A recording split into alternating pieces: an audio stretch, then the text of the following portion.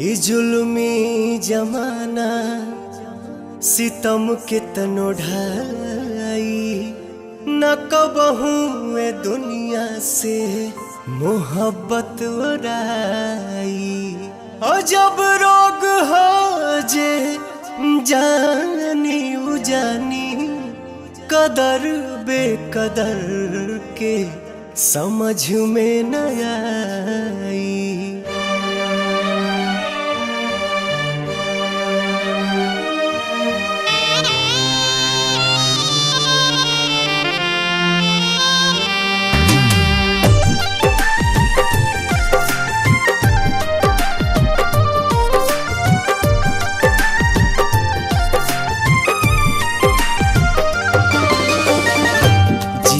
मरे के संगे खैली कसम संगही सहे के रहे सारा सितम। जिए मरे के संगे खैले कसम संग ही सहे के रहे सारा सितम। उहे जान भैली अनजान कहे पूछ के बतावा तनी चान। हे चान दूर कहे भैली हमर जान।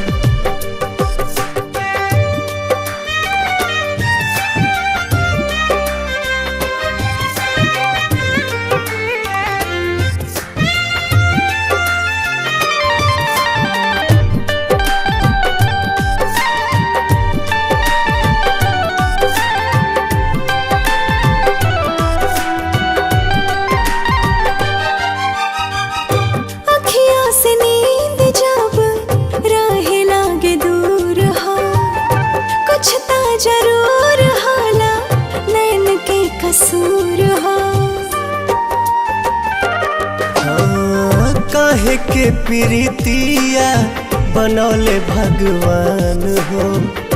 प्रेमी सतावल जाला बाटे परमान हो। ना जाने कैसन बा दिल के जरूरत हो।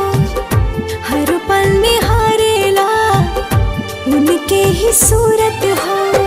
टूट गइल सारा अरमान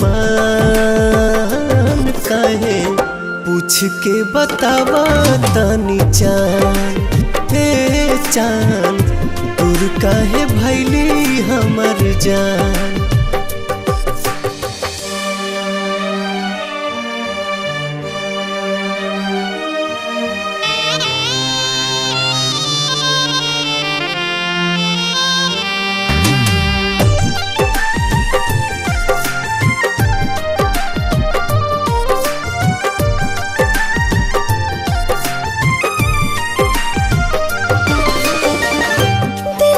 जरूरत होला सच्चा दिलदार के। बड़ा हार जाए तू ता बुझला न प्यार के।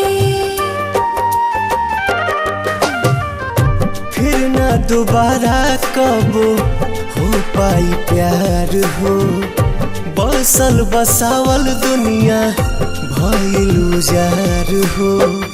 सपनों में ना सोचनी ऐसन कब होई दिल भर के याद में अखियाँ कब रोई। घुट घुट के निकाले परान काहे पूछ के बतावा तनी चान।